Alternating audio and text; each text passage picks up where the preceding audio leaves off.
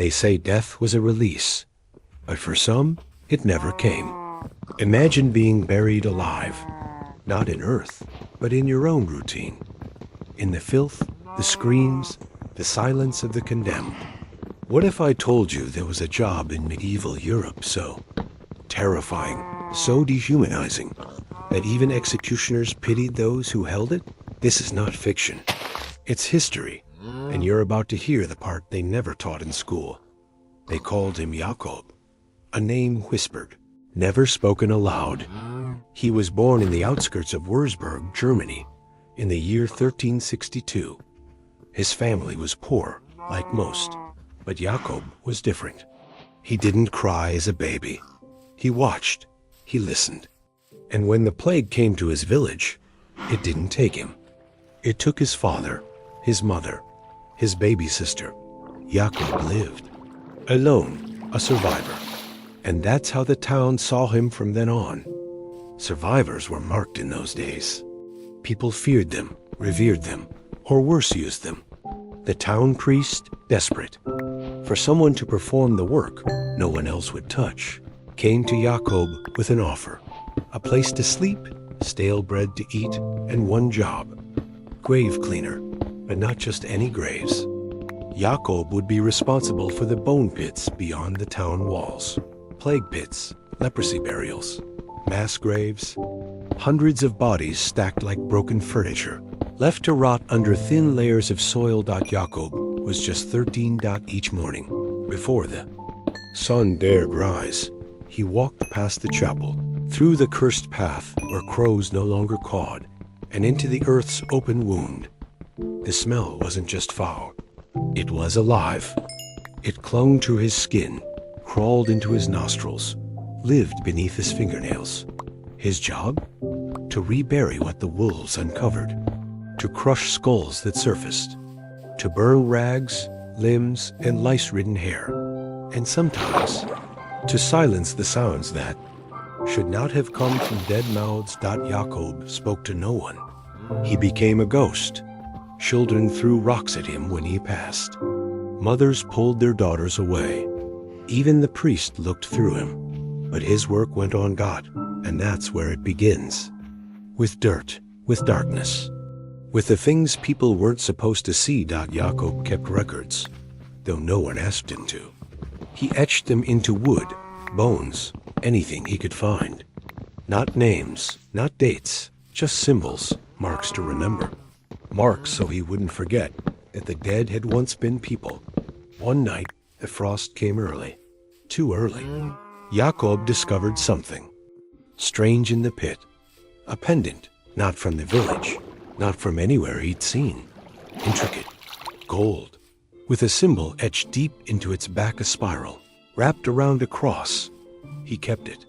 That same night, the whispers grew louder, more distinct, not just murmurs, but voices.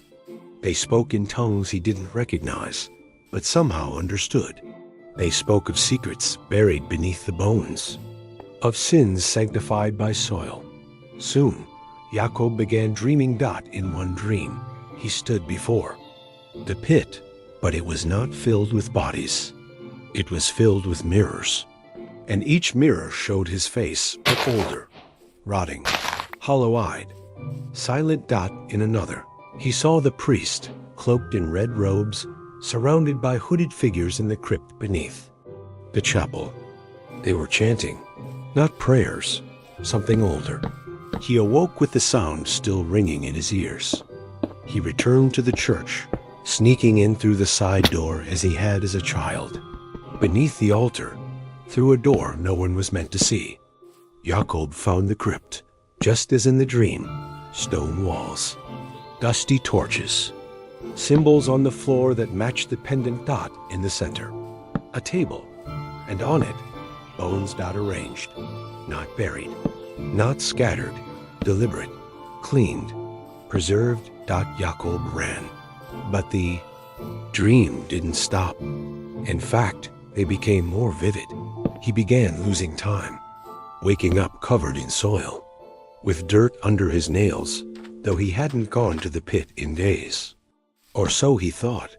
One evening, the town bell tolled at midnight. That never happened. Jakob, trembling, stepped into the square and saw a fire small controlled, just outside the church. Around it, the priest and 6 others. Jakob crept closer. Close enough to hear. They spoke of the threshold thinning, of sacrifices left unfinished, of Jakob's inheritance. He wasn't a servant. He was chosen to guard the gate. But what gate? The voices had answers. But they wanted payment. Blood. Jakob resisted. He starved himself. He stayed away from the pit. He tried to forget the pendant, the symbols, the whispers, but the village didn't forget. Children began disappearing again. Jakob began remembering he'd seen this before. In dreams or in another life. One cold night, the sky turned red, not from fire, but from something else. Jakob stepped outside and saw the townsfolk silent, eyes glowing faintly, walking toward the pit. Every man, woman, child. They moved like puppets. He followed them, not out of curiosity, but because something inside him moved too.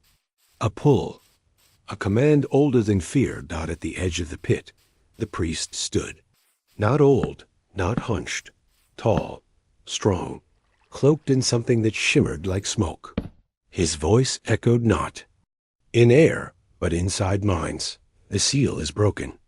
The guardian awakens. Jakob stepped forward. His hands bled. His eyes burned. But he did not run. The pendant around his neck began to pulse slowly, then faster, in rhythm with his heartbeat. The priest raised his hand. The ground split. The pit roared not with fire, but with memory. Scenes flashed. Jakob in other centuries, other graves, other faces. Always alone, always digging. He was not just Jakob. He had been many names. Across ages, across plagues, across rituals. He was the keeper. The pit was the door. And now it was open. He stepped in. Not into dirt, but into something like liquid shadow. The world melted. The wind stopped. His breath froze in his throat. It was not death nor sleep, but a crossing. Jakob opened his eyes into another place. A realm beneath the skin of the earth. Above him, bones stretched like trees. Below, rivers of memory flowed black and red. He saw cities made of skulls, altars of stone, where time itself had bled. And before him, 7 figures. Not the villagers, not the priest, older than both. Their faces hidden, their robes stitched with the same spiral cross. They spoke not with mouths, but with the air itself. You have crossed. You have remembered. You are the gate, Jakob. You are the seal and the key. He tried to speak, but no sound came. You have buried the dead of 1,000 lives, carried sins not yours, watched the end of empires. And yet you still walk. Jakob fell to his knees. You may leave if you wish. Forget all. Return to the soil. Or accept, become, guard what must not rise. He thought of the children, of the dreams, of the silence that had haunted him since birth. He stood, and he said yes. The pit closed above him. The town awoke the next morning. The fire was gone. The priest was gone. The villagers remembered nothing, only that Jakob had vanished. But every so often, when the frost comes early and the crows grow silent, a figure is seen walking past the chapel, alone, toward the field. If you listen very closely, you might still hear him digging. Time passed, but not for Jakob. For those bound by soil and ritual, time folds in on itself. What feels like hours in the pit may be centuries above, and so Jakob remained, a guardian in a place where memory is a living creature, where echoes do not fade, but feast. The realm he inhabited was unlike any place known to man, a labyrinth of bones and shadows, of light trapped and time shattered. The walls whispered in tongues long dead, The air shimmered with the breath of those lost to history. Jacob wandered this underworld, an eternal sentinel tethered between the worlds of the living and the dead. Days, or what passed for them, were spent moving through corridors of rib cages woven like arches, vaults made from femurs, floors layered with shards of skulls.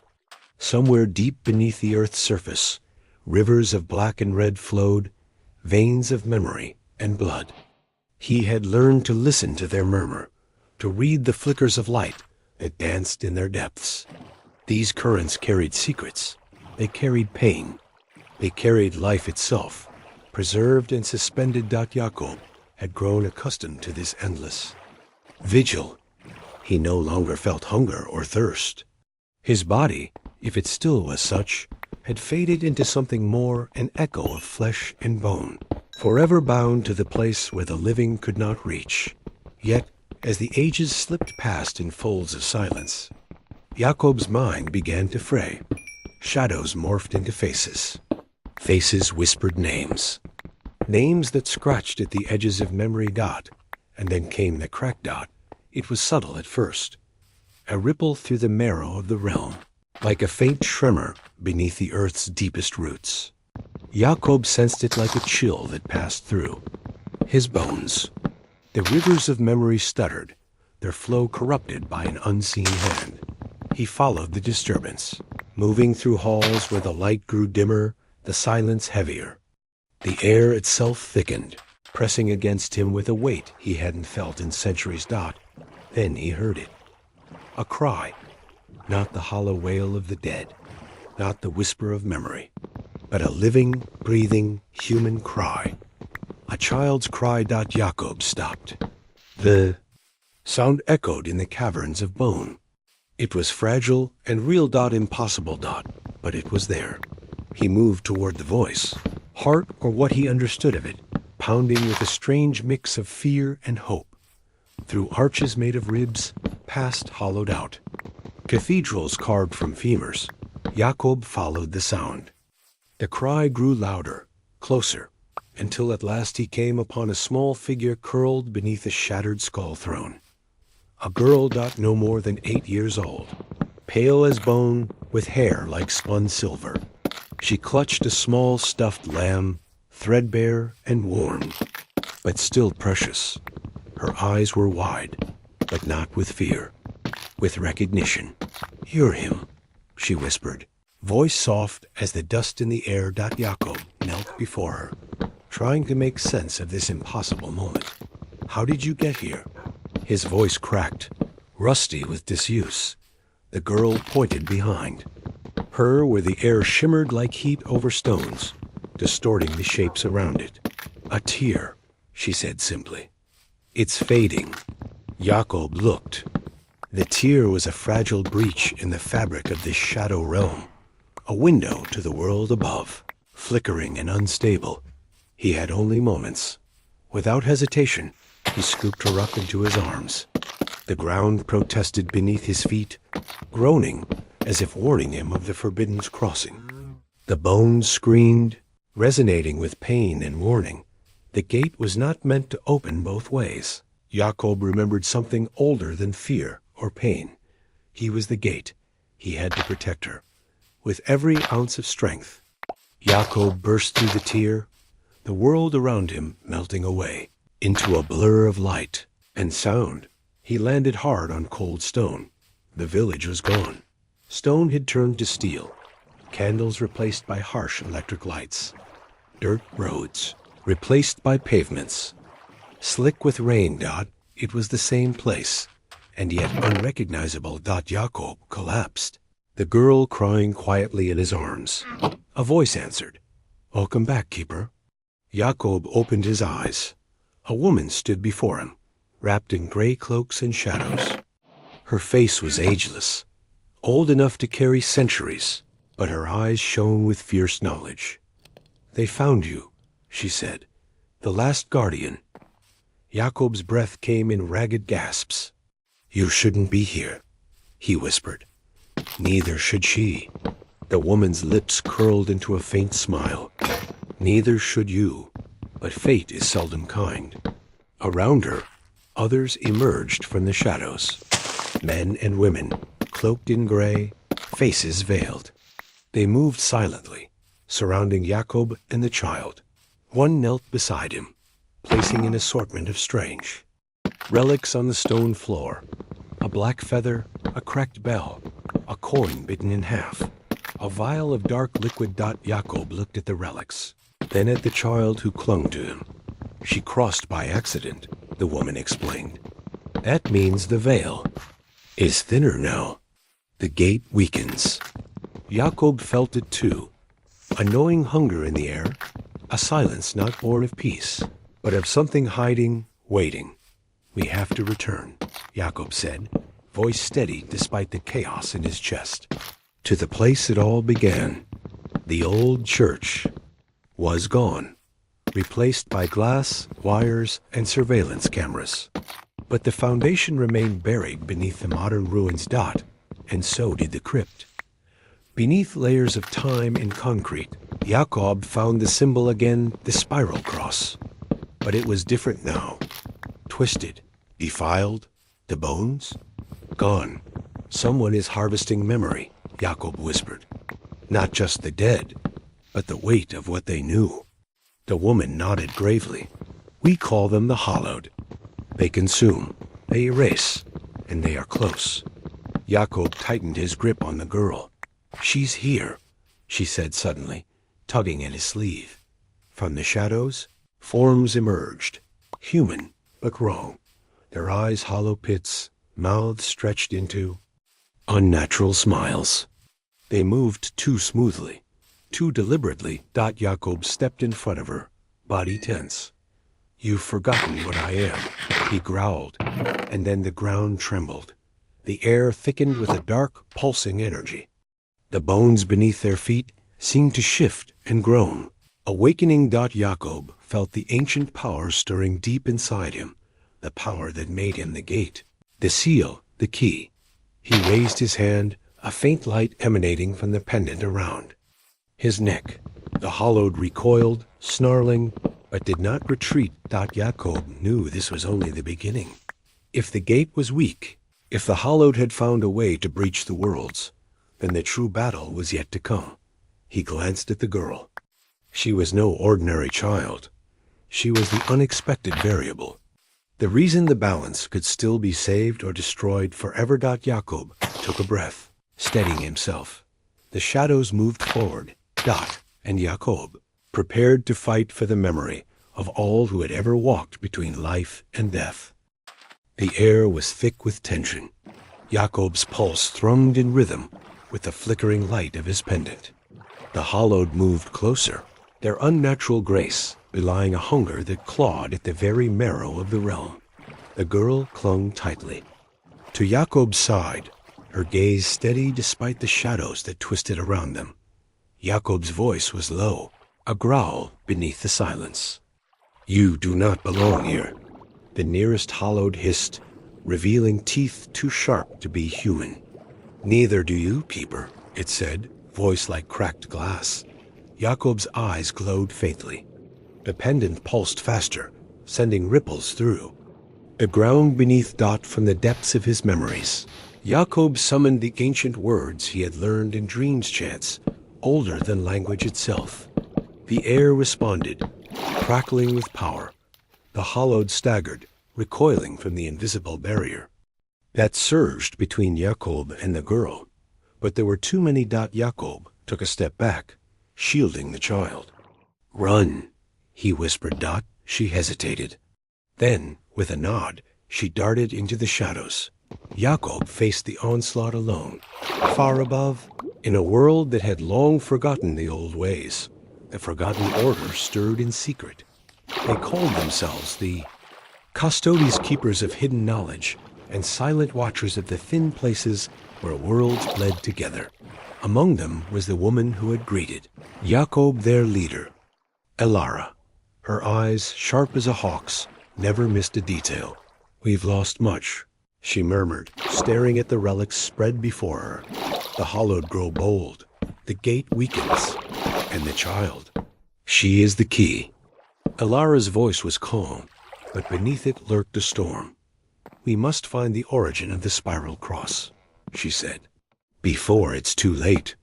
Jakob, meanwhile, had fallen back into the twisting labyrinth beneath the earth, chased by the snarling echoes of the hollowed.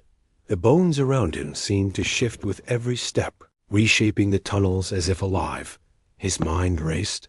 The spiral cross was more than a symbol.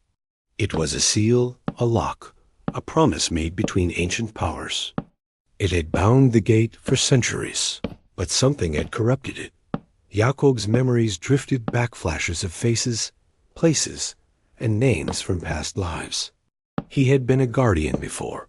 Many times, in many places, a pattern emerged. Every time, the gate weakened, a spiral twisted and cracked. And every time, the balance had nearly been lost. Until now, the girl, what was her name? He hadn't asked. She hadn't told. But Jakob sensed her purpose. She was the unexpected variable. Elara and then the Custodes researched feverishly in hidden libraries, dusty crypts, and forgotten tombs. They uncovered fragments of truth. The spiral cross was an ancient sigil created by a forgotten order of mystics, known as the Ordo Memoriam. Their mission had been to guard the threshold between worlds, to protect the living from the dead, and to preserve the memory of humanity. But centuries ago, a schism had torn the order apart. Some sought to control the Yom, gate for power. Others to destroy it altogether. The Ordo had fallen into shadow, and the spiral cross had been defiled. The hallowed were the remnants of those who had betrayed the Order souls, twisted and bound to the corruption of the gate. Jakob paused before a cavern where bones formed a grotesque altar.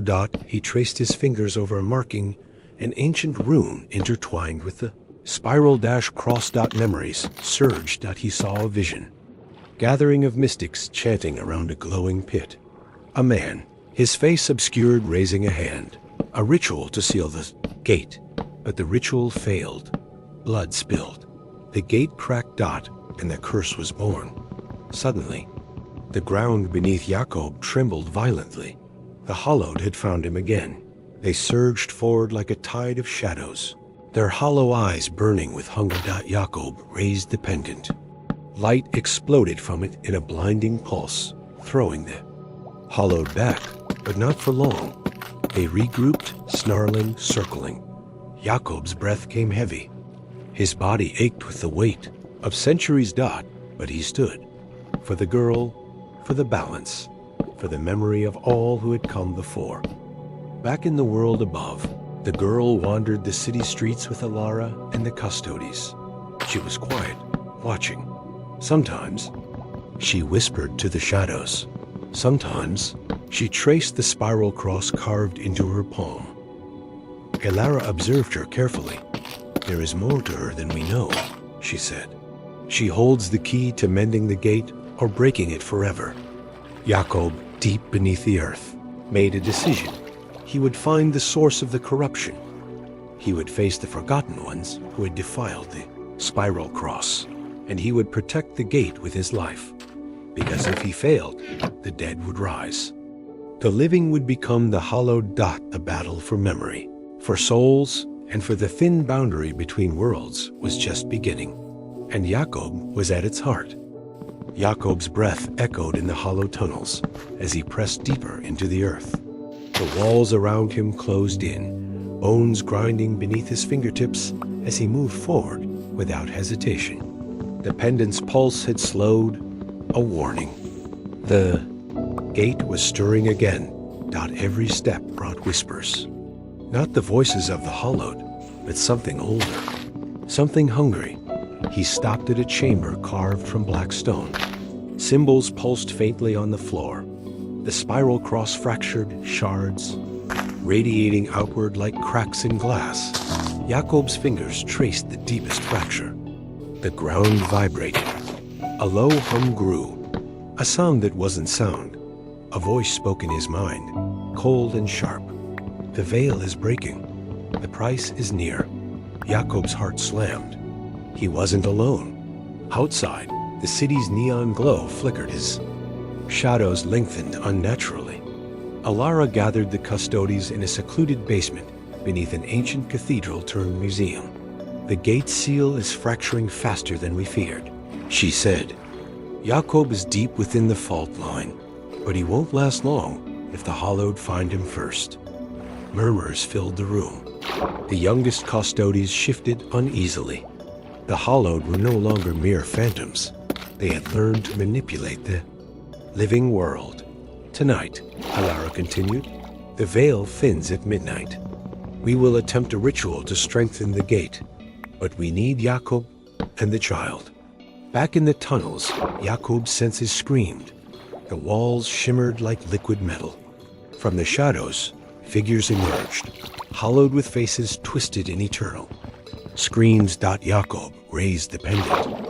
A beam of light shot forward, slicing through the darkness. The Hallowed recoiled, but surged again, relentless. He fought, each strike a desperate prayer. His strength waned. Centuries of guarding, centuries of solitude, weighed heavy. A sudden shriek echoed through the chamber, piercing, desperate.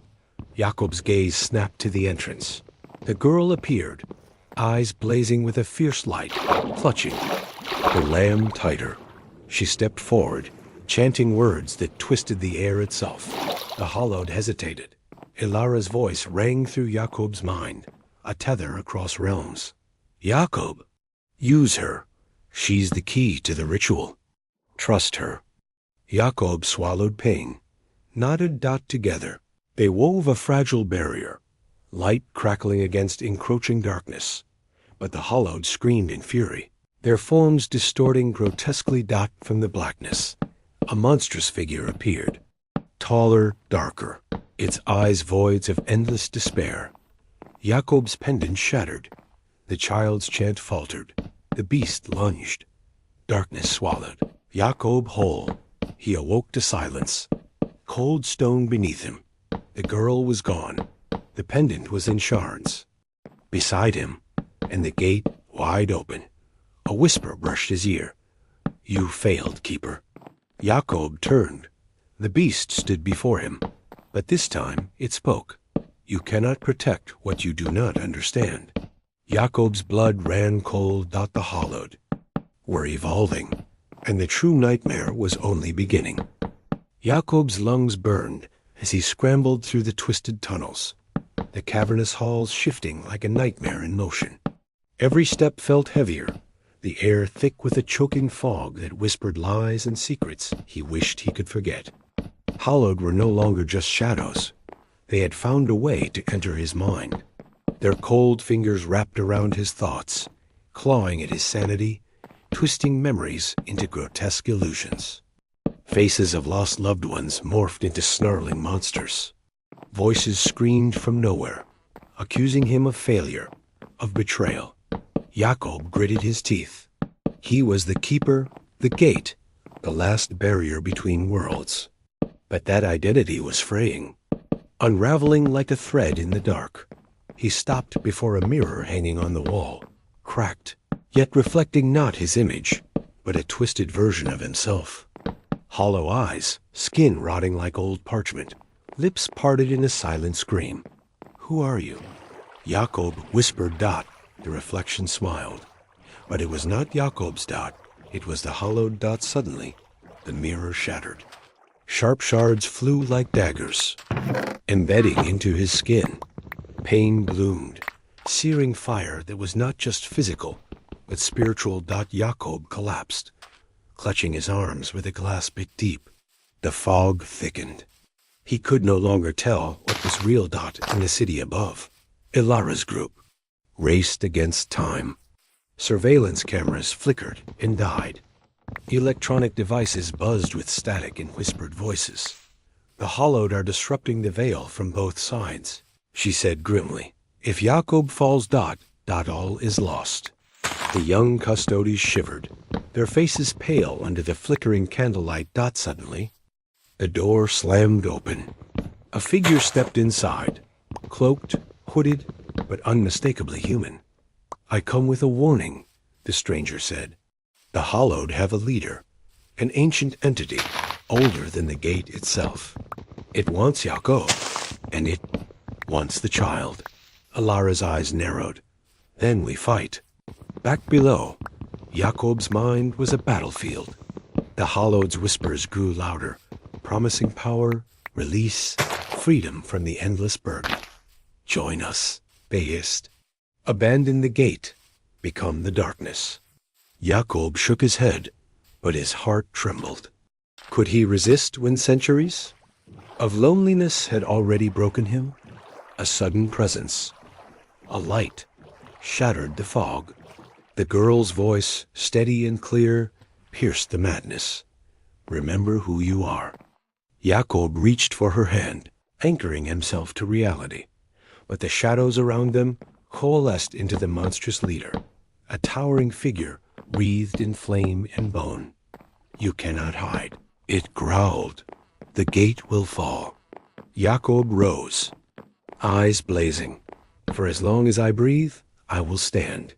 The battle for the worlds had only just begun. Jakob's breath came in ragged gasps as the shadowed beast towered before him, its eyes glowing like dying stars. The air around them trembled, heavy with the weight of ancient curses and forgotten sins. Every heartbeat was a countdown, every second a step closer to the end. The ground beneath Jakob's feet cracked, swallowing screams from 1,000 forgotten souls. The walls pulsed like living flesh, veins of darkness winding through bone. And stone. Why do you fight, Keeper? The entity's voice was 1,000 whispers layered into one. Seductive, cruel, relentless. You have walked the endless nights alone, guarding secrets no man was meant to carry. Lay down your burden. Join us. Become eternal. Jakob's eyes burned with defiance, but inside, doubt gnawed. The solitude, the endless watch. Was it punishment, or was it a prison? Behind him, the girl clutched her lamb tighter, her wide, eyes shining with both fear and fierce trust. I'm not alone, Jakob said, voice barely a whisper. Not anymore. The entity laughed, a sound like shattering glass. It raised a hand, and shadows erupted into a storm of claws and teeth. Jakob braced, the pendant pulsing wildly against his chest, a beacon of ancient power. Suddenly, a ba! Blinding light exploded from the girl's lamb, cutting through the darkness like a blade. The creature recoiled. Shrieking, Jakob seized the moment, plunging his hands into the earth. The soil answered, trembling with raw energy. Bones twisted and rose, forming a barrier of spectral warriors, guardians from ages past. The Hallowed surged, but Jakob's army held. The battle was not over, but the gate had not yet closed, and Jakob knew this was only the beginning of the nightmare. Jakob's spectral warriors clashed with the Hallowed, their ethereal blades slicing through shadows that should not have substance. But every strike seemed to feed the darkness. The Hallowed multiplied, their laughter echoing like a death. Nell got the girl's light dimmed, flickering like a candle in a storm. Jakob's heart pounded with desperation. The pendant burned hotter against his chest, as if screaming for release. Suddenly, the ground beneath them shattered wide open, revealing a swirling abyss of black and crimson. From it, tendrils of smoke and bone reached upward, hungry for flesh. And memory. The Hallowed retreated, but only to regroup. They were not just creatures of shadow. They were the fracture in the veil between worlds, the harbingers of oblivion. Jakob grasped the girl's hand. We have to seal the gate, he said, before the breach consumes everything. She nodded, fear and courage interwoven in her gaze. Together, they plunged into the abyss. The world above faded, replaced by a labyrinth of memories twisted into nightmares. Faces of the dead floated by, some pleading, others silent and accusing. Jakob realized this realm was alive, a reflection of every soul buried, every secret buried deeper than bones. The spiral cross pendant pulsed fiercely. It was their key, but also their curse. Deeper and deeper they walked, through halls where time fractured, where reality bent and bled.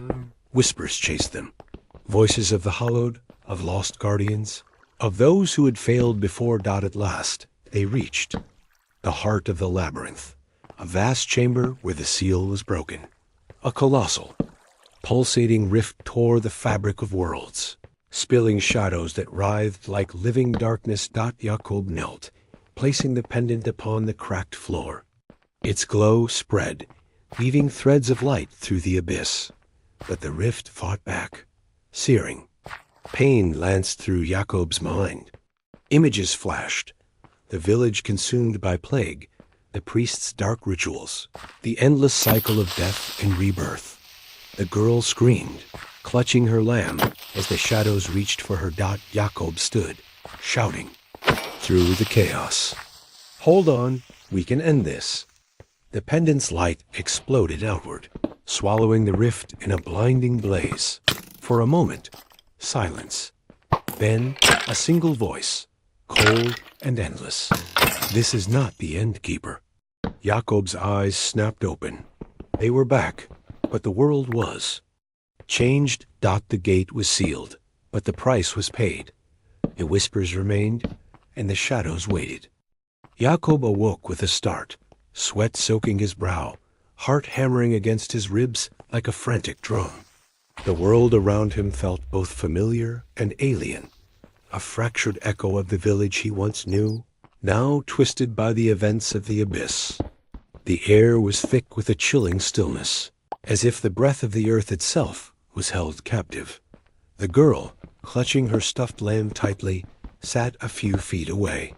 Her wide eyes mirrored the haunted fear Jacob felt inside, but also a spark of stubborn hope. Jacob's hand instinctively reached to steady her, but the coldness that radiated from his fingers made him recoil. The pendant around his neck still glowed faintly, casting ghostly shadows on the cracked stone floor beneath them. It pulsed with a slow, almost imperceptible rhythm like a heartbeat, struggling to survive. As Jacob rose, the silence shattered. A whisper slithered through the chamber, serpentine and cruel. "You think the gate can be sealed so easily?" The voice seemed to crawl from the walls themselves, the very stones trembling with menace. Jacob's eyes darted around. The shadows shifted and writhed, coalescing into twisted forms, half-seen figures with hollow eyes that bled darkness, faces contorted in silent screams. "They will never rest," the voices hissed, overlapping, drowning reason in chaos. "The hallowed will consume all." The girl trembled beside him. Jacob gripped her hand tighter, forcing himself to breathe through the rising panic. "We have to keep moving," he said, voice steady but strained. "There's more to this place, more secrets buried beneath the surface." Stepping forward, Jacob felt the weight of countless eyes watching, accusing him silently for past failures he could barely remember. The chamber walls began to close in, bones shifting like living walls, groaning under the pressure of memory and time. Suddenly, from the darkness, a figure emerged, draped in ragged cloaks stitched with the spiral cross symbol, their eyes glowing. "A cold blue." "Keeper," the figure whispered, voice like dry leaves scraping stone. "You have meddled in forces beyond your understanding. The balance is broken." Jacob tightened his grip on the pendant. "Who are you?" "We are the remnants, those who once guarded the veil, but were lost to corruption and despair. We remain to warn and to wait." The girl stepped forward, her voice clear despite the terror in her eyes. "Then help us. Help us fix what's broken." The remnant's gaze pierced Jacob. The gate was never meant to be sealed with light alone. It requires sacrifice. It requires the keeper's blood. Jacob felt a chill creep down his spine. "What do you mean?" Before the remnant could answer, the chamber shuddered violently. The bones groaned louder, and cracks spider-webbed across the stone floor. The rift was not gone. It pulsed beneath their feet, an insidious heartbeat threatening to burst free. Once more, Jacob looked at the girl. We're running out of time. Together, they moved deeper into the labyrinth, the shadows clawing at their heels. Every step echoed with forgotten sorrows, an impending doom knot, and as they descended, Jacob knew one truth with terrifying clarity. The real battle was just beginning. Jacob stood in the basement of what used to be the chapel crypt. The walls, once carved with holy runes and symbols of protection, now pulsed with something else. The spiral cross still glowed faintly beneath layers of dirt and time, but its shape was warped more like a thorned vortex than a sacred seal. The hollowed symbols throbbed with heatless light. Behind him, the girl clung to his tattered cloak. Her stuffed lamb now hung limp in one hand, the seams darkened by soot and something else. The elders of the gray cloaks, the last of the forgotten, order stood at the ruined entrance in silence, their veiled faces fixed on Jacob, waiting. This is where it started, Jacob muttered, his voice almost lost in the cold air. No, the woman among them corrected. This is where it began again. Jacob stepped forward, every footfall echoing louder than it should. He brushed dirt off the old altar, revealing symbols scorched into the stone. They weren't just decorative, they were instructions. A ritual, half completed. An invocation paused in time. He knew these marks, not from books. From memory. He had carved them. Somewhere, across 100 lifetimes, his hands had drawn these same lines. Not to summon, but to seal. But the seal was broken. You said the hallowed feed on memory, Jacob said, without turning. But they weren't here before. Not like this. The woman approached slowly, her voice level. Something tore. Hole keeper. Something above, in the world of man. The forgetting has spread. They do not just feast, now they hunt. Cities drown in noise, in light, in distractions. It numbs memory. It unroots truth. Jacob's fingers brushed against one of the symbols. He flinched. It pulsed, and in a flash, visions surged through him. A man screaming in a hospital room, surrounded by machines that forgot his name. A woman scrolling endlessly on a glowing screen, her eyes empty, her past erased. Children pointing at graves, laughing, not knowing why they should mourn. A building torn down with a bulldozer. Inside its walls, bones carefully arranged. Forgotten. The hollowed weren't just spirits. They were ideas. Infections. Anti-memory. They're spreading. Jacob whispered. And the girl. He turned to look at her. She was staring not at him, but at something behind him. Her eyes wide, her mouth trembling. Jacob, she said, voice barely a whisper.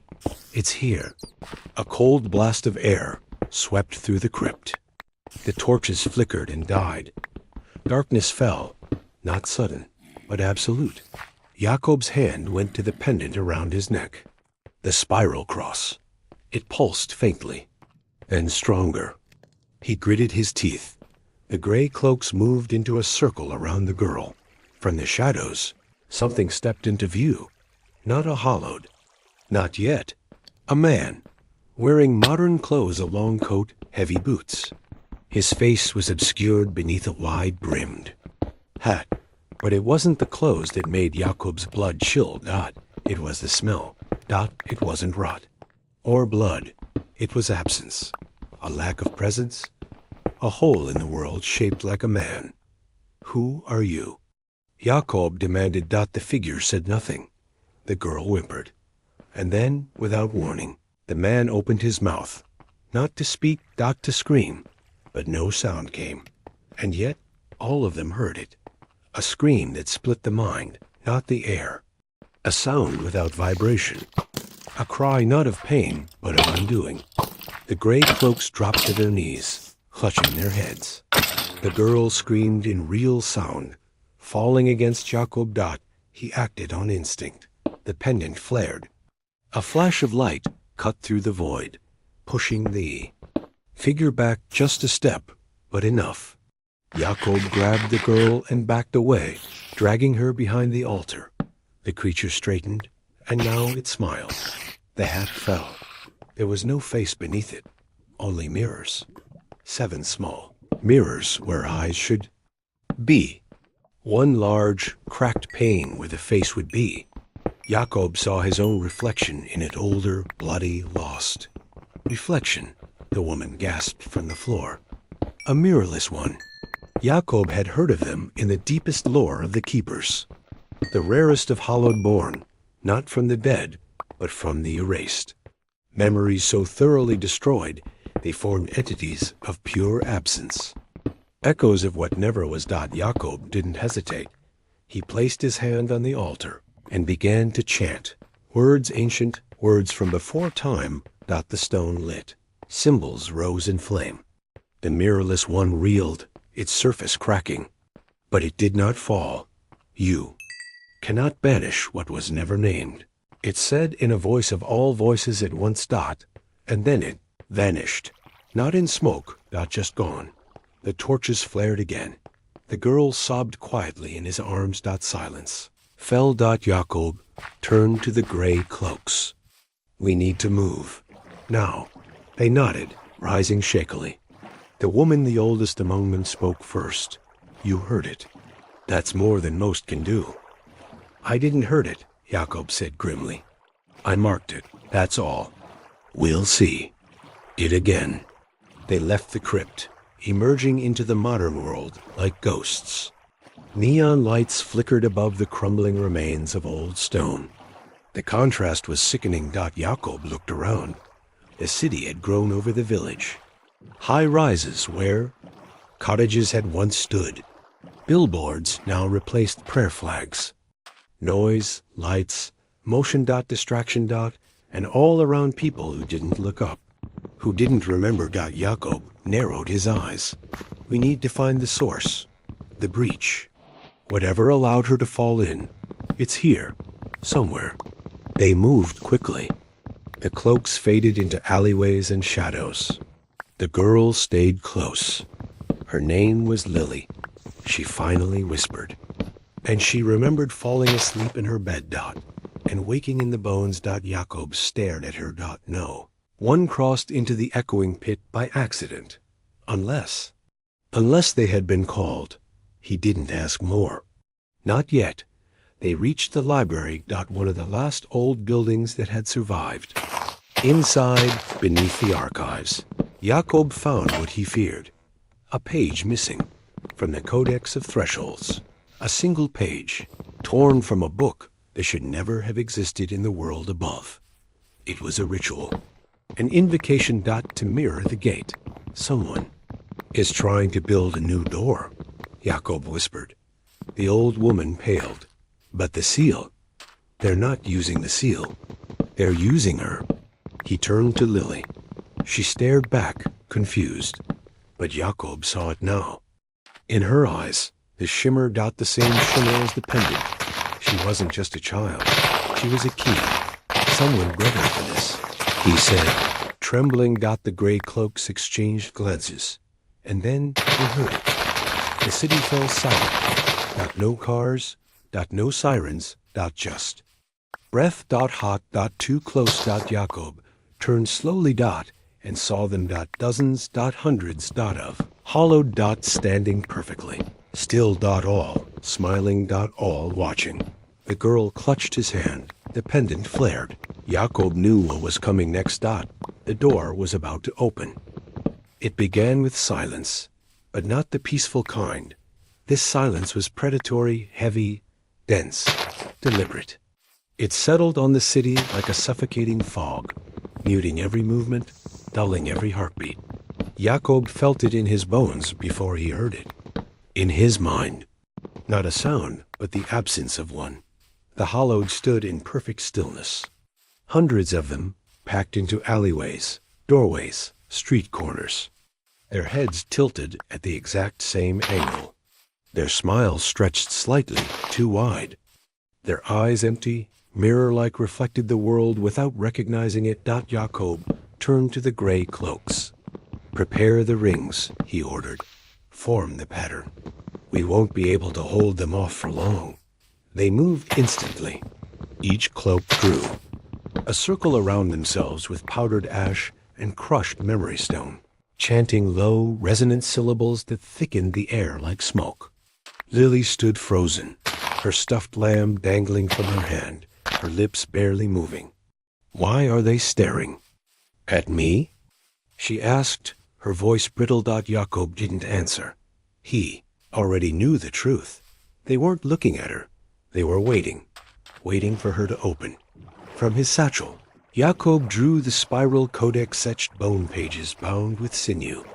It pulsed faintly, reacting to the hollowed's presence. He flipped to a page carved in deep runes, a spell of containment old and costly. We don't have enough for a full barrier, the old woman said beside him. We'll have to focus on her. Lily blinked. Me?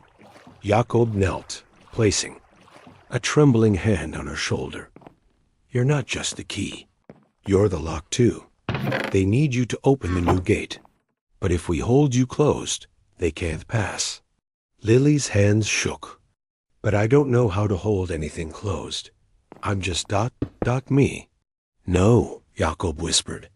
You're what's left of something much older. You're a vessel, a sealed memory. The pendant around his neck glowed softly, synchronizing. With her breath, and then one of the hollowed moved, not walked, not turned. Twitched like a puppet being lifted, then another and another. Their smiles widened, stretching too far, tearing at the edges of their mouths. No blood, just fabric unraveling.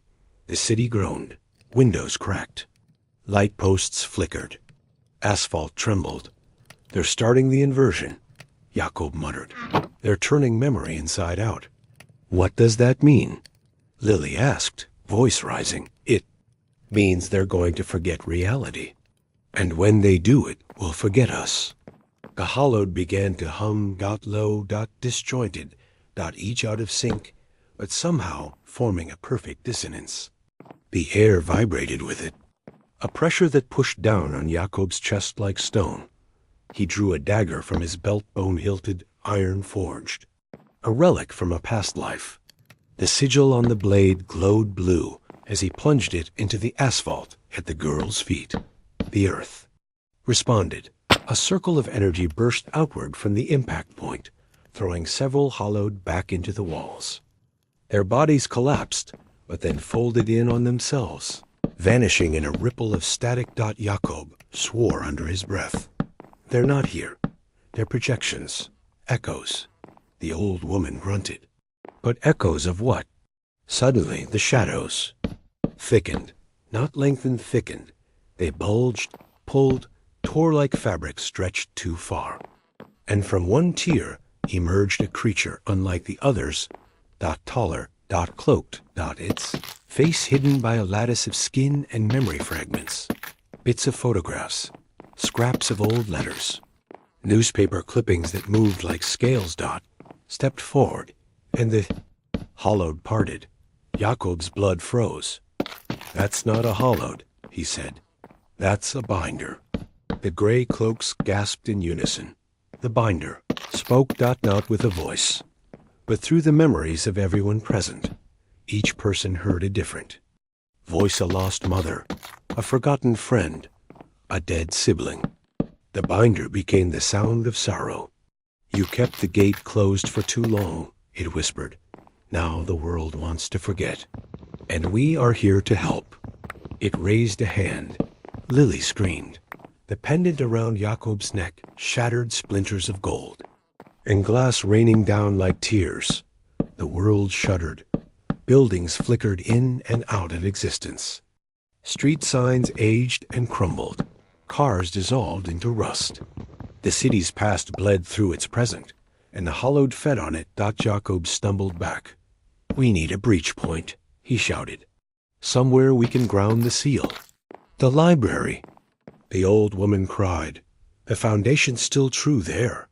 Jacob grabbed Lily and ran. The hollowed didn't pursue. They watched Dot as if they knew he would go exactly where they wanted. The binder vanished into the shadows. The library, its walls were buckling under the pressure of a world collapsing inward. Jacob kicked in the rear door. The air inside was thick with dust and time. Books fluttered like birds, torn from shelves by unseen hands. Pages screamed silently. He rushed to the sub-basement, where the original stones of the village chapel had been used as the foundation. Sacred earth. Old symbols dot the place of binding. The cloaks formed a circle around Lily, now barely conscious, her eyes flickering like candle flames. Jacob began the rite, but the world didn't wait. The binder appeared at the top of the stairs, followed by two mirrorless ones. This time, their mirrors were cracked. Jacob's voice rose, chanting faster. Symbols ignited on the walls. The cloaks joined in. The binder stepped forward, raising both arms. The walls began to rot. Mold spread in seconds. Books burst into flames of forgetfulness. No smoke, no fire. Just ... vanishing. Jacob completed the final line, and the seal slammed shut. The binder screamed, not aloud, but in the collapsing language of reality itself. Its skin of memories peeled away, revealing a hollow shell, a negative of a person who had once mattered, now reduced to raw absence. The hollowed outside shrieked. The mirrorless ones cracked like glass, collapsing in heaps of reflective dust. The binder fell to its knees. You delay, it rasped. You always delay, but the root is already dug. Jacob stepped forward. Then I'll burn the tree. He plunged his hand into the binder's hollow chest, finding the echo inside, the core memory that anchored it to existence. He saw it, a child locked in a dark room, never spoken to, never touched. A funeral with no mourners. A mother forgetting her son's name before he died. He remembered it, and in doing so, he freed it. The binder exploded into a storm of torn paper and whispers. Silence fell again, but this time, it was not oppressive. It was peace. Jacob collapsed. Lily caught him. You did it, she whispered. No, Jacob said, eyes fluttering shut. I just stopped it. For now. The silence in the crypt was no longer silence. It breathed. It pulsed. It watched. Jacob stood at the center of the room, surrounded by the fractured remains of symbols that had once kept the darkness at bay. The spiral cross etched into the stone floor had been split in two, and from the crack, a soft hum began to rise, faint at first, like wind between teeth, then louder, deeper, like something was ... chewing. They've begun, said the woman in gray. Her name was Ilsha, and though her face was veiled, Jacob could feel the strain in her voice. Not fear, not yet, but something close. Recognition. Jacob knelt, running his fingers through the crack in the floor. A thin dust clung to his skin. Not ash, not dirt. Bone. He pressed his palm against the stone. The vibration spread through him like a parasite. Images flooded his mind. Children crying behind stone walls. Men kneeling in blood. A priest smiling with teeth made of keys. And then, the maw. It was not a place. It was not even a being. It was a hunger. A sentience without form. It fed not on flesh, but on remembrance. Devouring history, legacy, truth. That was what the hollowed served.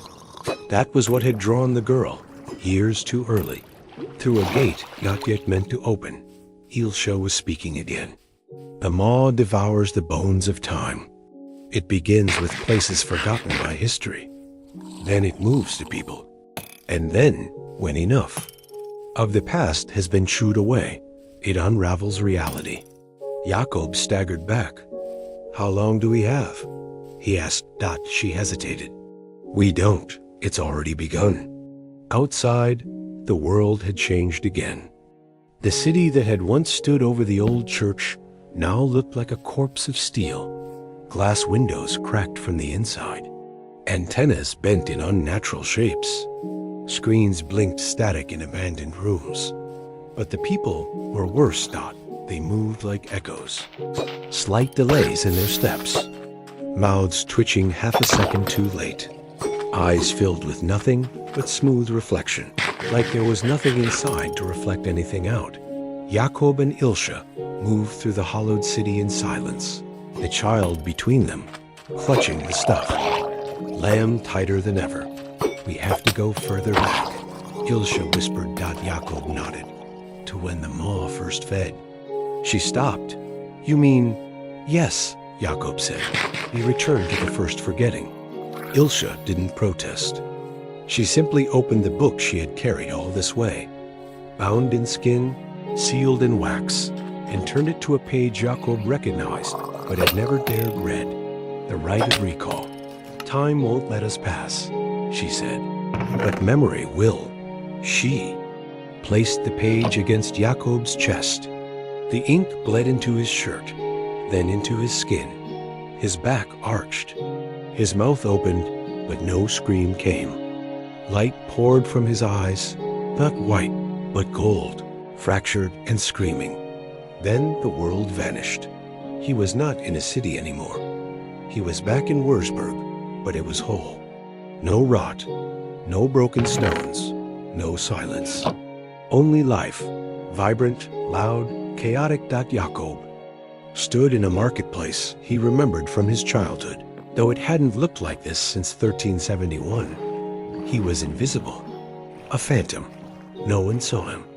Ilse appeared beside him. The girl did not. She could not pass through this kind of veil. They were looking for something. No, someone. The first forgotten Dot, not a victim of the maw. Its origin. The woman's name was Leora, a healer, a midwife, a woman who had once saved hundreds during the Black Death, and yet no record of her existed. No grave, no descendants, not even whispers. She had been erased, eaten, but she wasn't gone. Not here. They found her near the river, tending to a sick child, singing softly in a language older than German. Jakob felt something stir in his blood. He stepped forward, but Ilse grabbed his arm. You can't touch her. She's an echo. But Leora looked up and looked straight at them. You don't belong here, she said. Her voice was clear, sharp, alive. Jakob froze. You were meant to forget me, she said. But you didn't. That means the maw has failed. It's weakening. Ilse stepped forward. Can you show us how to stop it? Leora nodded. You'll need to go where it feeds. The maw's heart? No, she said. Its mouth. The passage was not through space or time, but through shame. Ilse wept as she opened the path. Jakob bled. The memory itself protested. But they passed through Dot, and what lay beyond was not a place, but an absence. A chasm, wider than worlds, deeper than death, floating above it. Bones, thousands, millions, not just human. And among them, fragments of memories, flickering like dying stars. Jakob reached out. One drifted toward him. A child's laugh. It vanished. Another. A word. The scream of an arrow splitting a soldier's neck. Gone. Ilse clutched her chest. There, all dying. The maw isn't feeding. It's gorging. A low rumble began to build. From the chasm, something rose. Not with form, but with presence. A shadow with no edge. A voice with no sound. It knew Jakob. Because Jakob had buried its victims. For centuries. You carried the memories I sought to erase, the maw whispered. You failed to forget. Jakob stood his ground. I remember everything. You were the gate, the maw hissed. Now you will be the meal. And it lunged. Not with teeth, but with removal. Jakob felt memories tearing away. His first love. The moment he found it. The pendant. The last time he held his sister's hand. Gone, gone, gone. Ilsha screamed. Her face flickered. Her voice changed. She became 3 women. Then none. Then only a scream. Jakob dropped to his knees. But something stirred within him. The pendant, still. Glowing dot, still warm. Still bound to the spiral cross. He clutched it, and he remembered it. Mirrors, the ones that had shown him across lifetimes. Ones that had shown him decay. But now, they were showing him truth. Each version of. Jakob had buried the dead, but not all were passive. Some had fought. In Constantinople. He had sealed a crypt beneath a burning temple. In Florence. He had written spells in the blood of kings. In Egypt. He had carved symbols into desert stones that glowed under moonlight. He wasn't just a keeper. He was a warden. A watcher. A weapon. Jakob stood. You want to eat the past? He roared. Then choke on mine. He hurled the pendant into the air. It burst, not into light, but memory. Thousands of them. Millions. Each life Jakob had lived. Each moment he had borne. A storm of remembrance tore through the maw. It screamed. Not with sound, but with deletion. It began to unravel. Not because it was weak, but because it was full. Jakob turned to Ilsha, now flickering, barely holding on. We're not done, he said. There's still the girl.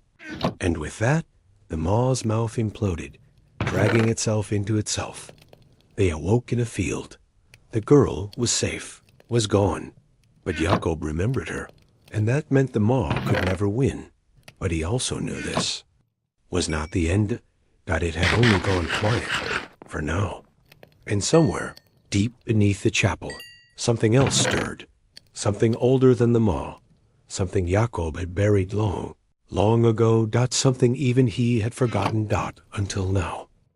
Jakob had always known that air could carry voices, that silence could scream, and that breath itself could bear memories older than bone. But now, standing at the threshold of a forgotten chamber beneath a hospital that was never supposed to exist, he realized he was not breathing alone. The door sealed behind them with a hiss. Not the creak of old hinges or the slam of decaying wood, but the sound of pressurized steel locking in secrets. Jakob, the child, and the remaining 2 members of the Grey Order stood surrounded by walls that pulsed ever so slightly, as if the room were alive and exhaling. This wasn't in the maps. Jakob muttered. The older woman stepped forward, lantern in hand. This place doesn't obey maps. It obeys memory. The girl gripped Jakob's hand tighter. Her lamb, now stained with soot and dirt, dangled from her other arm, its glass eyes catching the lantern's light like tiny stars in a suffocating sky. The chamber was vast, far larger than should have been possible under the ruins of a single building. The floor sloped downwards in a spiral, and along the walls were hundreds, no, thousands of what looked like ventilation shafts, no larger than the width of a child's chest. From within, faint drafts ebbed and flowed, and each current carried a sound. Breathing, not mechanical, not natural. Every shaft exhaled at a different rhythm, a different tone, like a symphony of slumbering things. The man from the Grey Order finally spoke. We call this place the Chamber of Breaths. It's where the hollows were first born. Jakob turned sharply. What do you mean, born? I thought they were summoned. The woman shook her head. No, they were made, breathed into life, one memory at a time. As they descended, the temperature dropped. The breaths turned, colder, more erratic, occasionally hitching, as if something was gasping in pain inside the walls. Jakob crouched near one shaft and held his hand out. A slow exhale brushed against his skin, but as it passed, images flared in his mind. A woman screaming in childbirth, holding a child that did not cry. A monk scribbling feverishly, blood dripping from his eyes. A soldier burying his comrades, whispering. Names he no longer remembered. He pulled his hand away. These vents, they're not just releasing air. They're releasing memories. The man nodded grimly. Each breath is a life erased. This is where the hollowed feed. At the bottom of the spiral, the floor leveled into a circular stone platform. In its center stood a pedestal plane, cracked and stained dark. Upon it rested a single object, a mask. It was carved from bone, smoothed by time, and shaped into a hollowed human face, expressionless, with no eye holes. Just two long vertical slits where the mouth should be. The child stepped forward, drawn to it. "No," Jakob snapped, grabbing her arm. "Don't touch it." "But it was too late, Dot," she whispered. "I know this place." The lights from their lanterns flickered, and then died. Total darkness. The breathing around them stopped all at once. Then the silence shattered. A voice rang out, not loud, but fast. It was everywhere and nowhere, male and female, young and ancient. "You came for answers. You brought the gate. And you brought the key." Jakob's chest constricted. He couldn't breathe. Around him, shadows surged like waves. The two order members drew blades that looked more ceremonial than useful. But they didn't attack. They waited. "Who are you?" Jakob rasped. The voice replied, "We are what is left when everything else is taken. We are memory's hunger. We are the hollowed, and now we remember you." The mask on the pedestal rose slowly into the air. Light returned, but not from there. Lanterns. It came from the walls, from within the breathing shafts. Each one now glowed faintly, revealing the outlines of bodies curled within the vents like sleeping larvae. Thousands of them, all thin, hollow-eyed, mouths agape in an eternal. Exhale. The child's eyes rolled back. She dropped the lamb. Jakob caught her as she collapsed. But when he looked into her face, he didn't see a child anymore. He saw himself. As a child. As an old man. As a corpse. As a god. Flashes bombarded his mind. Fields of fire. Cities flooded. In ash. Bodies piled into pyramids. Voices singing in languages that had never been spoken aloud. All of them Jakob. Across time. Across realities. Always digging. Always remembering. The woman from the order began chanting low and rhythmic. The man took a vial from his cloak and poured it into a groove on the floor. The liquid ignited, forming a barrier of pale blue flame around the pedestal. The mask dropped. The bodies within the walls writhed. Jakob stood with the child in his arms, breathing heavily, heart thundering. "What now?" he demanded. The man answered, "Now we finish what you started. We seal the chamber." Jakob shook his head. "I was told I'm the gate, that I am the seal. If this place remembers me, maybe I'm the reason it woke up." The woman stopped chanting. "Then you must make it forget." She handed him a small dagger-bone hilt, black blade, etched with the spiral cross. "You've buried thousands, Jakob, but you've never buried yourself." He looked down at the child, now sleeping, her breath shallow. "If I die here, who guards the pit?" The woman smiled sadly. "Some gates don't need guards once they're forgotten." Jakob took the dagger. But then something shifted. The breathing stopped. Again, but one breath remained. The child exhaled. And the walls screamed. Every body in every shaft shrieked at once. Not in pain, but in terror. Because something else was waking. Not hollowed. Not Jakob. At something older. From beneath the platform. Stone cracked. A hand, massive and blackened, burst through the floor. Not made of flesh.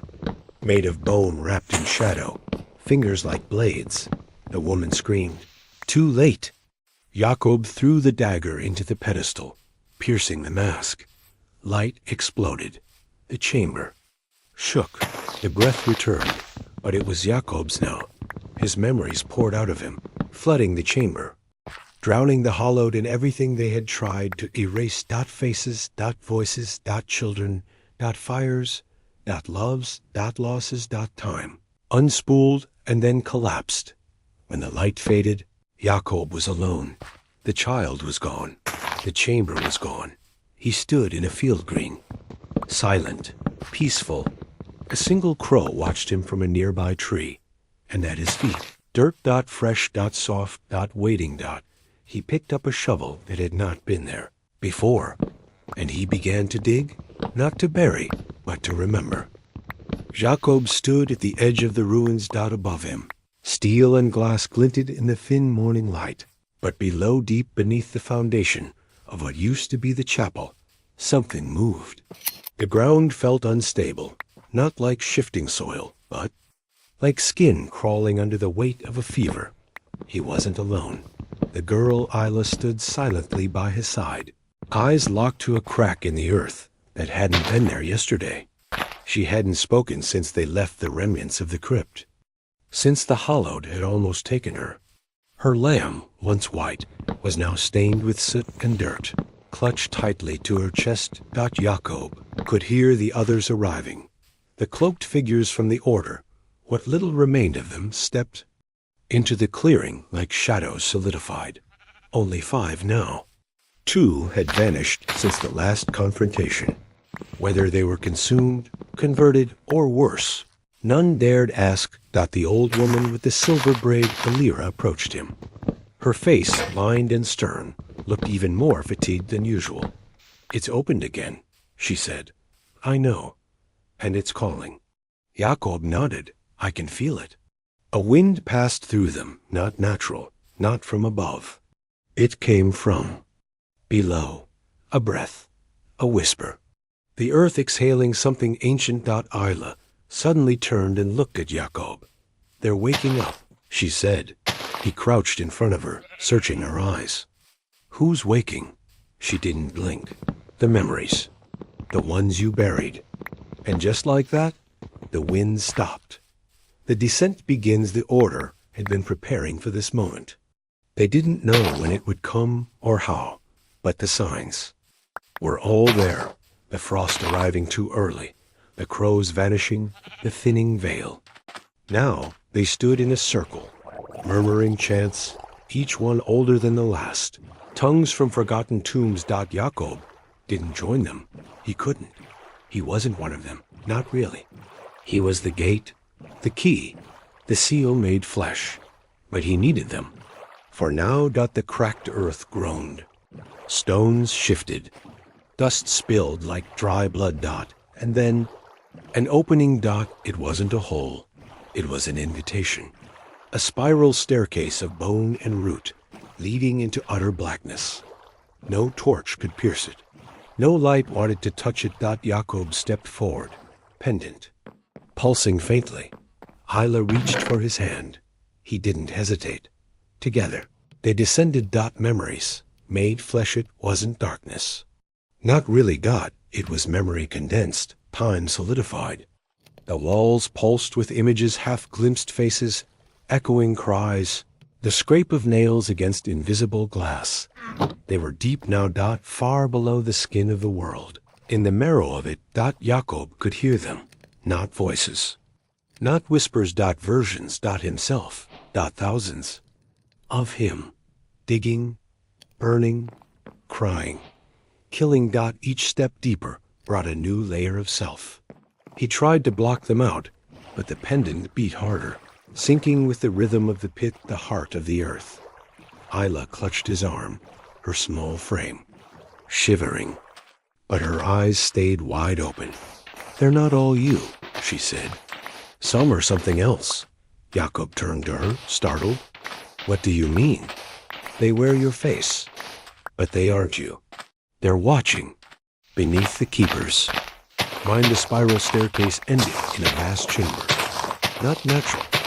A cathedral carved by hands that had no bones, no flesh. The walls were smooth but impossibly detailed. Glyphs crawled across them, shifting as one's gaze moved. None were static. At the center, a mirror, but it was no ordinary reflection. Jacob stepped toward it. Inside, he saw not himself, but a version of him, in plague doctor robes, holding a child. Behind him, Fires burned, and something massive made. Of screaming faces towered in the distance. Another gate. Elira said from behind him that Jakob hadn't noticed her follow. There are more like you, each born when the pit threatens to spill over, each bound to a cycle. Jakob's throat dried. Why show me this? Because this gate was broken. And when one breaks, the others weaken. He turned back to the mirror. The scene shifted again. Now it showed a modern hospital. A nurse walking down a sterile hallway, but her shadow stretched far too long. And at its end, Jakob's pendant. We're not just dealing with what's beneath, Elira whispered. They're reaching up. The hollowing suddenly. A screen split the chamber. High, piercing. Familiar. Isla. Jakob spun around. She was gone. A smear of ash where she'd stood, and the mirror dash cracked. He bolted, chasing echoes, down narrow passages of bone and rot, through archways that whispered his name in reverse. Then light. He burst into a smaller chamber and froze. Isla stood in the center, staring at a floating figure. The priest. Not aged, not worn. The same as the night Jakob had first entered the gate. His robe shimmered with sigils too ancient to name. But now, his eyes were hollowed. And from within them, a wind howled. You left the door open, he said, voice like a choir. In reverse. Jakob stepped between him and the girl. She's not yours. Oh, but she is. They all are. You just buried them and forgot. The walls trembled, bones cracked, and something began to pull. The broken veil, the air split. The ground folded in on itself. From the cracks emerged figures half human, half forgotten. The hollowed. Their mouths were sewn shut, but they screamed. Nonetheless, a noise that shook marrow, bent thought, shattered light. Elira arrived, flanked by the remaining order. They began to chant, but the priest raised one hand, and silence fell like a hammer. No more of your rituals, he growled. No more forgetting. He pointed at Jakob. You are the last gate, the last wall. Break now. And we flood the world. Jakob dropped to one knee. The pressure immense. His head rang with images. Children vanishing. Plagues returning. Reality. Bending. And then a hand. Isla single quotes S. She held the pendant. It pulsed. Brighter than before. Jakob took it. He stood, and he remembered everything. The keeper's choice. He saw every life, every burial, every scream, every gate. He saw how the order had tried to hide the truth, that the pits were not graves but locks, and every burial had been a ritual. Every keeper, sacrifice. But he wasn't a victim. He was the last key. He looked at the priest. At the hollowed. At the cracked mirror. And he made his choice. The binding with a cry that split both sky and soil. Jakob plunged the pendant into the earth. Light burst forth, not pure, but honest. A light made of memory. The hollowed shrieked. The priest howled. The mirror shattered completely. And from the pieces, the bones rose. Not as monsters. As guardians. Every forgotten soul Jakob had buried. Every child, every victim, every plague scarred. Body they rose, not in pain, in vengeance, in purpose. They surrounded the hollowed. The priest turned terrified. Impossible, he whispered. Jakob stepped forward, voice no longer human. Nothing buried is truly gone, especially not the truth. A new gate when it was over. The hollowed were no more. The earth healed. The pit sealed.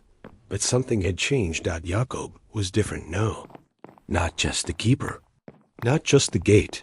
He was the memory. And the world would never forget again. He looked at Isla, now asleep, safe in Elira's arms. Take her away, he said. Elira frowned. What about you? Jakob smiled. I have work to do. And he turned walking into the depths once more. But this time, not alone, not every step echoed with voices, not screams, not whispers, not thanks. The veil between worlds had thinned beyond repair. Jacob could feel it in his marrow. The dead no longer whispered, they screamed. The hallowed had become bold, and memory itself had begun to bleed. Streets once stable flickered with shadows of things that should never be. Echoes overlapped reality. Ghosts walked in daylight. And worse, they remembered Jacob Dot. He stood atop what used to be the crypt. Now it was a vacant lot filled with gravel, but beneath it the spiral cross pulsed. Buried yet awake. He could feel it vibrating through his soles, a rhythm that wasn't just heartbeat. It was summoning Dot the girl, whose name he now knew was Elise, had begun to change too. She no longer slept Dot. Instead, she stared into corners, muttering things in languages she couldn't have known languages. Jacob had long forgotten until she spoke them. The bells are awake, she said one morning. What bells? She pointed to her chest. Jacob pressed his ear to her heart. There was a sound. Not the thump of life, but a chime. Faint, hollow, repeating every few seconds like a warning. Or a countdown. The order had grown silent. The robed figures had vanished. Without word. Only the old woman called, Mother Ash, remained in contact, and even she had become distant. They've seen what's coming, she said, and they've chosen to forget. But I cannot, Jacob had replied. No, she said, you never could. That's what makes you the last. A week later, Jacob and Elise were staying in an abandoned train station just outside the city. It was quiet there. Too quiet.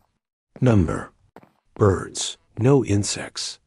Just the wind scraping through broken glass and rusted steel. That night, Jacob woke to find Elise standing by the window, staring out into the darkness. Her eyes glowed faintly, not unnaturally, but like candlelight and deep. Fog. They're building something, she whispered. Who is? She didn't answer. Instead, she held out a drawing. Crude in charcoal. But Jacob recognized it immediately. The well of sin's Dot. It wasn't a place. It was a thing. An artifact. An engine. A device built by one of Jacob's older selves. He'd forgotten its form, but the name remained in every life. It was never meant to surface Dot if the hallowed had found it. He snatched the paper. Where is this? She turned her head slightly, like a compass realigning. Below the city. Where the sewers hum. Where the stone sings. The descent Yalshab prepared. Charms carved in bone. Salt soaked in grave dust. A blade made of old iron, wrapped in black cloth. He dressed Elise in a tunic stitched with glyphs. Protective runes, ancient and potent. They found the entrance through an old maintenance hatch hidden behind a crumbling warehouse wall. The tunnels smelled like rot and burnt paper. Graffiti bled onto the floor. Spiral crosses twisted, malformed, overlapping like an infection. Dot. After an hour of walking, the air changed. It thickened, and the humming began. Dot. Low, mechanical, familiar. Then the walls started to shift. Dot. At first, it was subtle pipes in different positions, bricks misplaced. But then entire corridors rerouted themselves. They were no longer in a sewer. They were inside something alive. Dot. Elise clutched Jacob's hand. She's watching, she said. Who? Elise didn't blink. The one you forgot. The chamber. They stepped into a circular room, impossibly vast. The ceiling was lost in shadow. The center of the floor was dominated by a massive construct twisting gears made of bone and stone, pulsing with red light. The well of sins. Jacob fell to his knees. Memories not his own flooded in. Men screaming, blood splashing onto sacred metal, children born and buried in the same breath. He saw himself on the scaffold, hammering bones into place, sealing something ancient inside. And now it was turning again. She's almost through, Elise whispered. Her voice was layered. Not just hers. The gate mother, Jakob said. She was sealed inside the well. Elise nodded. You built her prison, but they found her name. The hollowed dot. Jakob stood, trembling. We have to stop it. You can't, Elise said, walking toward the construct. It's already begun. She placed her hand on the stone. It sang. Interruption before Jakob could move. A figure stepped from the shadows. Mother Ash. But not as he remembered. Her robes were burned, her eyes hollow, her hands cracked and bleeding. I tried, she whispered. Tried to hold them back. But time is a wound now. Jakob rushed to her, catching her as she collapsed. What happened? They fed on the Order's memory, on our vows. We are dust now. All but me. I remembered your name. That was enough to find you. Elise turned slowly. Her face was blank. She's coming through me, she said. Jakob's stomach turned. You mean I'm the vessel, Elise said. Always was. You didn't save me. You opened me. The well shrieked. A high-pitched scream of metal and soul. From its center, a hand emerged, long, pale. Wet. Not of this world. The gate mother was waking. Confrontation. Jakob screamed, grabbing the iron blade. No, you won't have her. But Elise did not run. She stepped closer to the well. You sealed her once, she said. But not alone. You had help. A choir. A sacrifice. Jakob shook his head. That price was too high. Then she will walk free. Mother Ash coughed blood. There is still a way, she rasped. The bells. The ones she placed in Elise's chest. They can be reversed.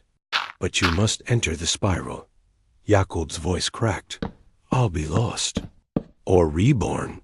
The well was cracking now.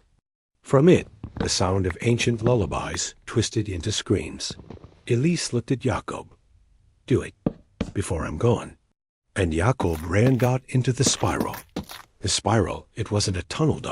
It was a memory made flesh. He fell through versions of himself. Jakob the plague cleaner.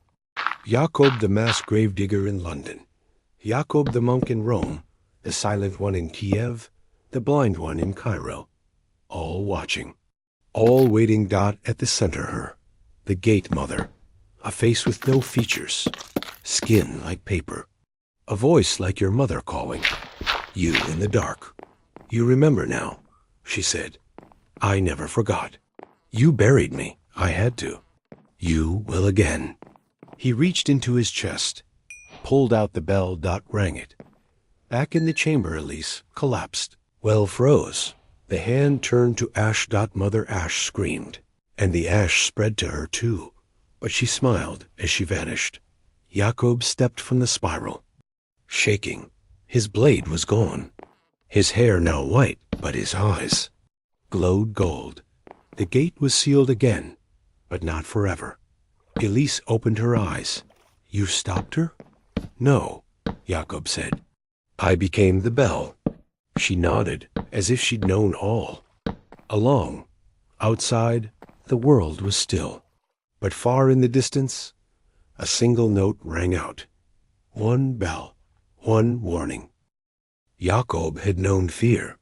He had lived in it, walked with it, buried it, and worn it like a second skin.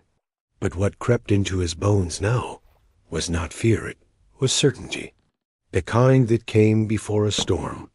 A deep, knowing knowledge that the final hour was near. That something buried long ago was waking. And it wasn't just waking. It was hungry. The hollowed had grown in number. No longer hiding in alleys or waiting in shadows. They walked the streets in plain sight now, dressed like men, but wrong. In all the ways that mattered. Their mouths smiled, but their eyes stayed still. Too still. As if they weren't seeing, just remembering. Memory, that was their weapon. Not blood. Not blades. They devoured what was forgotten. And soon there would be nothing left but them. Jacob had always known that endings were not simple, not clean, not like the closing of a book, but more like the bleeding of a wound that refuses to scab. And now, standing at the edge of the forgotten monastery, where frost turned to ash and echoes clawed through stone, he felt that wound reopening. The hallowed were coming, but not as shadows now. They walked in flesh, wearing faces stolen from memory. They whispered in the voice of his mother, his sister, the priest. They knew him because they had been him. In countless lives, in countless deaths, they were the remnants of what Jacob had buried, but not destroyed. You sealed the gate, one said, its mouth torn at the edges, like something grinning too wide. But you never cleaned the wound. The monastery had been empty for centuries. On maps, it did not exist. But beneath the cracked stone floor, Jacob sensed the old spiral cross buried like a heartbeat. And the girl Ella felt it too. She walked beside him now, holding her small stuffed lamb like a talisman, her eyes steady and unblinking. She's changing, whispered the veiled woman, one of the gray-cloaked keepers. She sees things she shouldn't. Ella looked up. I hear them. All the time. They're loud here. Jacob nodded. This is where they died, where we left them, where I left myself. He took the old rusted key from his coat pocket. Not the one made of iron, but the one carved from bone, the last relic of his first life. It pulsed faintly in his palm, resonating with the hum beneath the stone. They descended. Each step down felt like falling through time. The torches flickered with cold fire, illuminating frescoes older than language.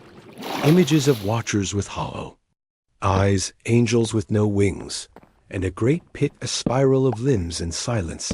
Dot at the bottom of the stairwell, a door waited.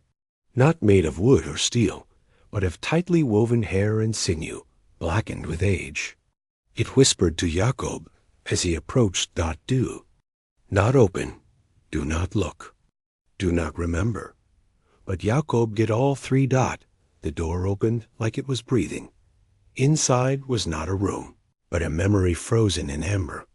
His first death. It played out in silence. A boy with hollow cheeks, digging into snow-covered earth. The villagers, watching. The priest blessing the hole. A sacrifice unspoken, accepted. And Jacob, too young to protest, too old to forget, lowered into the grave while still breathing. They buried me alive, Jacob murmured, not as punishment, as an offering. The truth settled like dust in the room. Ella stepped beside. The vision. She reached out, and the memory shattered like glass. Pieces floated upward, glowing, and revealed something behind them. A mirror, but not of glass. Of bone-polished obsidian. Jacob looked in, and did not see himself. He saw them. The hollowed. An army, buried beneath centuries of ritual, bound in silence, waiting for their anchor to falter. And that anchor was him. You carry us. They spoke in unison, from beyond the mirror. You open us, you seal us, but you never destroy us. Then I will, Jacob whispered. The mirror cracked. The keeper stepped back. The veiled woman dropped to one knee. If you break it, there is no veil left. No gate. The world will bleed. Jacob looked to Ella. She held up the stuffed lamb. It was unraveling, seams splitting, but inside there was no stuffing. Only symbols, bones, pieces of the spiral cross, hidden in plain sight. They used me, she said. I was their vessel. Jacob took the lamb, touched the bone key to its core. The entire monastery shuddered. Above. The sky began to darken not with clouds, but with absence. The hollowed had begun to rise. All across the world. Graveyards stirred. Memorials cracked. Mausoleums wept. Not because the dead walked, but because memory was moving, twisting, taking form. Jacob turned back to the mirror. It ends now, he said. He drove the bone key into the center of the obsidian. The scream that followed wasn't a sound. It was a tearing of everything: time, memory, self. The monastery collapsed, but beneath the rubble, something else remained. Not Jakob, not the girl, not even the hollowed but the choice to let it continue. Or to end it for good. And somewhere in the ash, a hand reached upburned, bloodied, still holding the lamb. The wind had changed. Jakob could feel it deep in his bones. A silent pressure, a vibration in the marrow, a tension like the moment before a scream. Time no longer moved forward. It circled him like a predator, closer with every breath. The girl hadn't spoken in days. She sat now beneath the twisted tree at the edge of the ruins, clutching the same stuffed lamb, her eyes staring blankly at the cracked earth. Her hair had turned white, not aged, burned by something beyond heat. Her mouth opened to speak sometimes, but only silence came out. Jakob stayed close, not to protect her. He knew that was no longer possible, but because her presence held the last fragile tether to who he had once been. The order had fractured after their encounter with the hollowed in the tunnels beneath the old crypt. 3 of the watchers had vanished. No blood, no sound, only the faint scent of ash and the impression of hands clawing at stone. The others had begun muttering, arguing. 2 had turned on each other, one dead. The other fled. Jakob stood alone again, but something new pulsed through him. Not power, not hunger, memories not his own. He remembered falling into a frozen lake in a century he had never lived. He remembered being burned at a stake for speaking a language he had never learned. He remembered a child's laugh, soft, sweet, and impossibly familiar. The girl, but she was not just a girl, and he was not just Jakob. That night, the sleepless bell rang. No one touched it. It had not rung in over 300 years. The sound came from nowhere, yet was heard everywhere, deep, metallic, and wrong.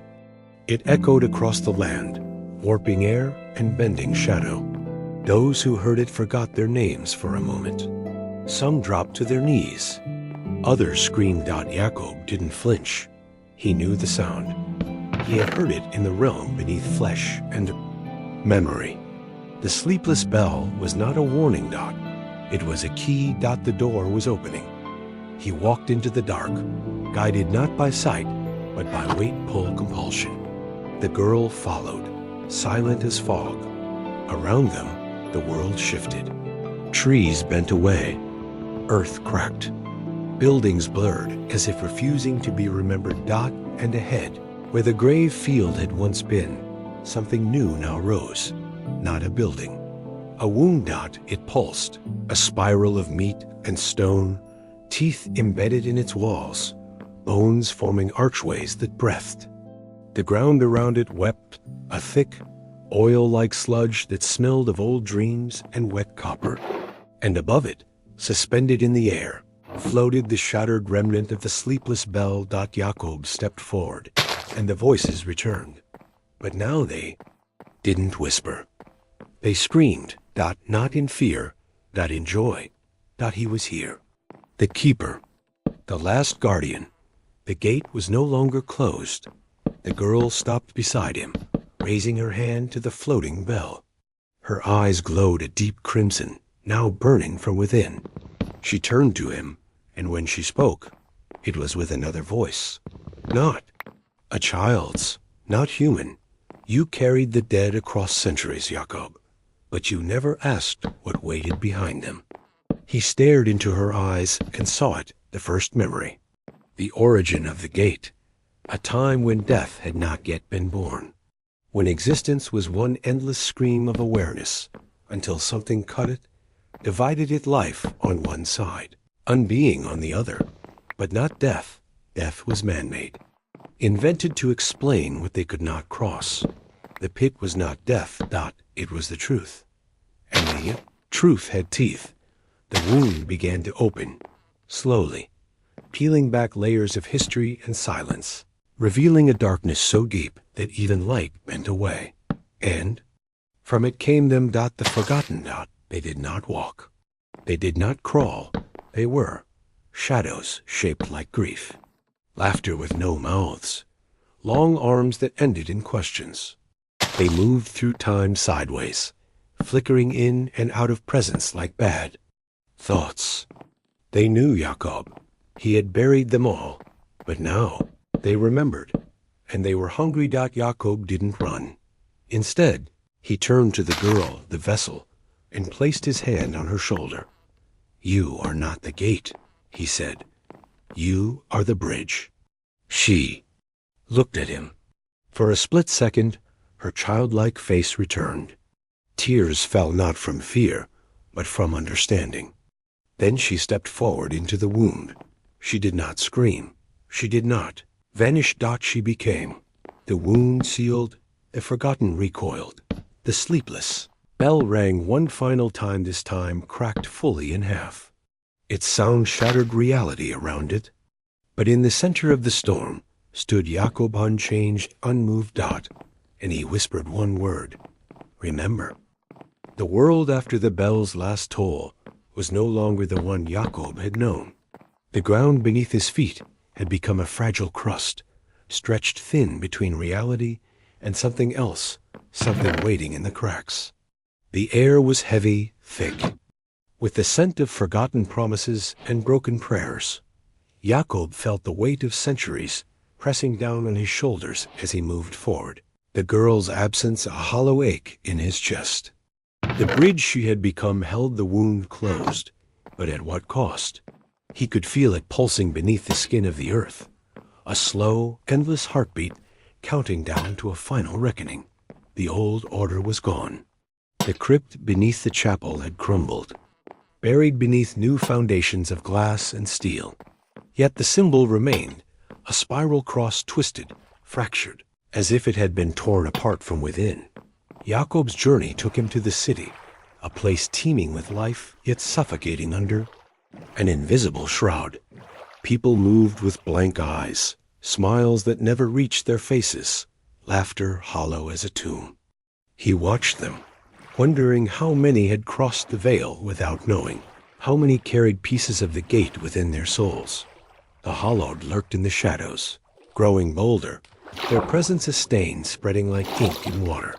They consumed, not just flesh but memory, erasing who people were, leaving behind empty shells, walking ghosts unaware of their own disappearance.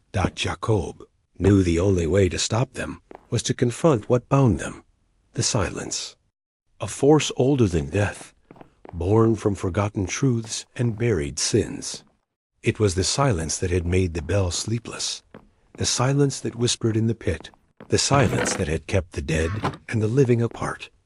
He sought answers in the ruins of the chapel, descending into the depths where light dared not enter. The walls were carved with the spiral cross, but now overlaid with new symbols, runes that pulsed with dark energy. Each step echoed with whispers, not of the dead, but of the silence itself. In the deepest chamber, Jakob found an altar, not made of stone or bone, but of pure shadow. Upon it lay a book bound in skin, pages written in a language older than man. He reached out, hands trembling, and opened it. The words crawled into his mind, revealing the origin of the gate, the purpose of the keeper, and the fate of those who had failed before him. The silence was a binding force, a prison for a horror. Beyond comprehension, a darkness, so complete that it could consume the very essence of being. Jakob realized his burden was not just to guard a gate, but to hold back the silence itself. The hallowed were its servants, drawn to the void it created, and the girl, the bridge, was the key to either sealing the silence forever or unleashing it upon the world. Suddenly, the chamber shook. The hallowed had found him. From the shadows, they emerged faceless, moving as one, their voices a dreadful chorus of forgotten sorrow. Jakob raised the pendant, its spiral cross glowing with fierce light. "You will not take this world," he declared, voice steady despite the fear gnawing at him. The Hollowed lunged. The battle was not of fists or steel, but of wills. Memories clashed like storms, silence screamed, and shadows twisted. Jacob felt himself pulled into the void, the silence pressing on his mind, threatening to erase his very existence. But he clung to one thought, the girl, the bridge, the last. Hope. With a cry that shattered centuries of silence, Jacob unleashed the pendant's power. Light erupted, burning through shadow, unraveling the hollowed forms. The silence screamed back, a soundless scream that shook the very foundations of reality. When the light faded, Jacob stood alone. The hollowed were gone. The silence was broken. But at a terrible price. Jacob felt a part of himself slipping away, swallowed by the void he had fought to contain. He was fading. Yet, as he looked to the horizon, a faint glow appeared. Where the girl had vanished, a new light pulsed, soft and steady. Promise. Jacob whispered into the stillness, remember. The dawn broke over a world forever changed, yet seemingly the same. Jacob's body lay still in the ruins beneath the city, his breath shallow, his heartbeat a fading echo.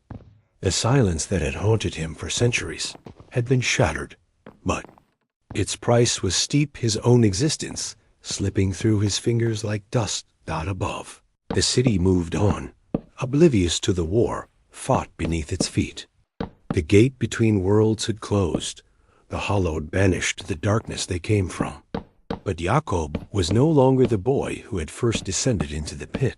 He was the last keeper, a guardian, whose sacrifice kept the balance between life and oblivion. In his final moments, Jacob saw a faint light flicker in the distance, a pulse of warmth and hope. The girl, the bridge, the key, her presence, now woven into the fabric of the world, a new seal against the silence. His eyes fluttered closed as memories of endless centuries flooded his mind. The weight of bones, the cold of the pit, the whispering shadows. But there was peace now. The burden he carried was passed on not to a man, but to a promise that life and memory would endure. The world would forget Jacob. They always did.